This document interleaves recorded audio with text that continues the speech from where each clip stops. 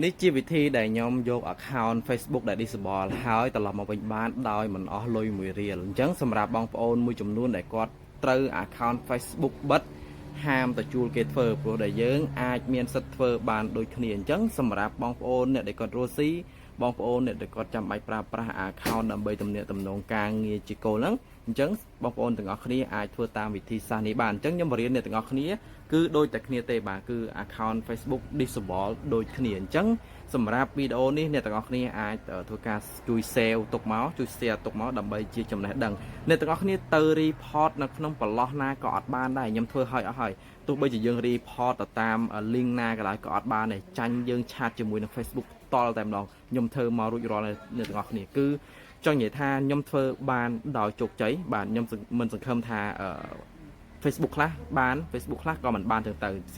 អាស្រ័យទៅលើការទំនាក់ទំនងជាមួយ Facebook តលអញ្ចឹងណា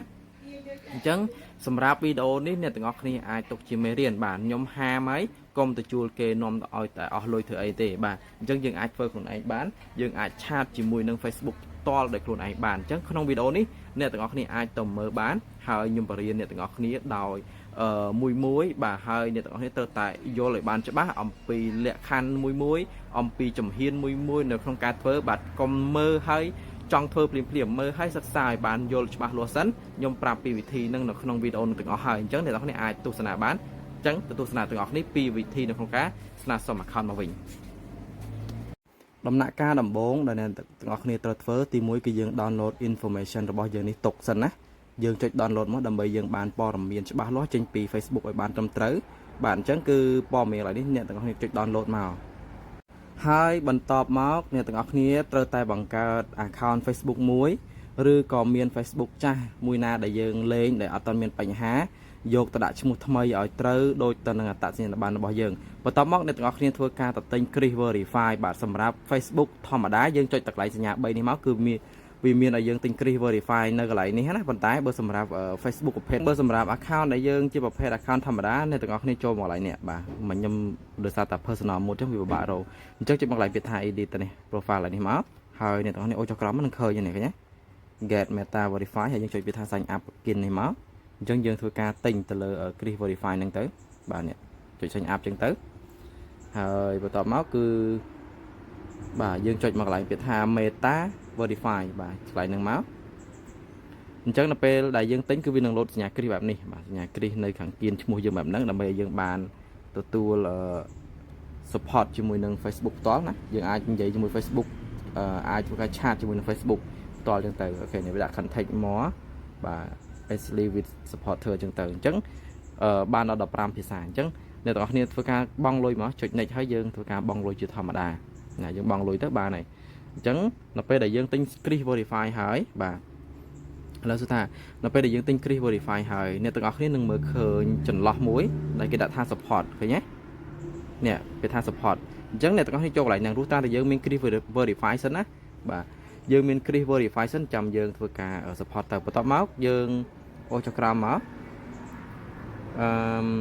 បាទយើងមកកន្លែងគេថា contact support ខាងក្រោមនេះបាទអញ្ចឹងនៅក្នុងនេះគឺវាមានអ្វីដែលឲ្យបងប្អូនទាំងអស់គ្នាធ្វើការ connect ចូលទី1យើងដាក់នេះ my Facebook disable មកបាទ my Facebook យើងវាយណា my Facebook disable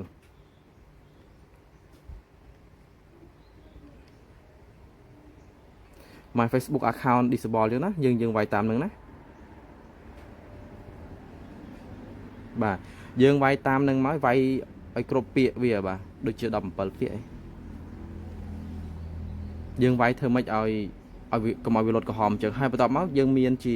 screenshot screen អីទៅជាមួយអញ្ចឹងណាហើយបន្ទាប់មកយើងធ្វើការចុច next អញ្ចឹងនៅពេលហ្នឹងបាទគឺនឹង load pop up បាទនឹង load ជាសារចូលមកកាន់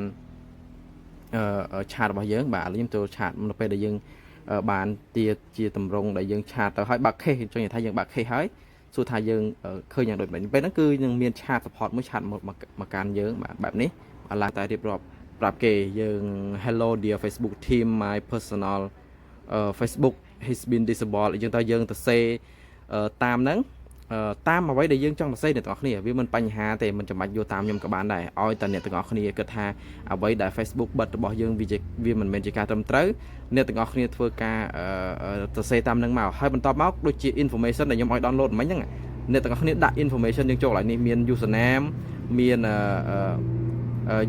ឈ្មោះ Facebook របស់យើង username Facebook របស់យើង link profile មាន email មានលេខទូរស័ព្ទមានថ្ងៃខែឆ្នាំកំណើតហ្នឹងនៅពេលដែលយើង download information មកទៅគឺយើងនឹងបានទាំងអស់ហ្នឹងមកហើយអ្នកទាំងអស់គ្នាអូហើយយើងមានការនិយាយជាមួយនឹង Facebook បាទនេះអញ្ចឹង case របស់យើងគឺជា case លេខប៉ុណ្ណេះគេប្រាប់យើងណាហើយបន្ទាប់មកគេសុំមើលទៅលើផុសតាងយើងដែលមូលហេតុអីយើង log in ចូលទៅរបៀបម៉េចនេះគឺយើងសុំផុសតាងឲ្យគេមើលបាទអញ្ចឹងយើងផ្ញើផុសតាងឲ្យគេមើលទៅហើយគេសុំយើងគេសួរយើងច្រើនមែនទែននេះគេឲ្យយើង check មើល check អីចឹងណាអញ្ចឹងហេតុការវាអត់ដូចគ្នាទេក៏ប៉ុន្តែតម្រងនៃការធ្វើដូចគ្នាទាំងគ្នាកុំធ្វើទៅប្រយ័ត្នអស់លុយអញ្ចឹងអ្វីដែលថតជាទូរស័ព្ទដែលយើងពងកាន់នឹងជាក់ស្ដែងទៅឲ្យខាង Facebook ទៅបានហើយអ្នកទាំងអស់គ្នាអត់អីទេហើយខ្ញុំចង់និយាយថាយើងធ្វើវិធីណាក៏ដោយក៏អត់បានដែរចាញ់វិធីនេះទាំងអស់បាទចាញ់វិធីឆាតជាមួយនឹង Facebook ទាំងអស់អូខេអញ្ចឹងសម្រាប់វីដេអូនេះខ្ញុំសង្ឃឹមថាអ្នកទាំងអស់គ្នាយល់ពីអ្វីដែលខ្ញុំចង់និយាយយើងចាំជួបគ្នានៅវីដេអូបន្តទៀត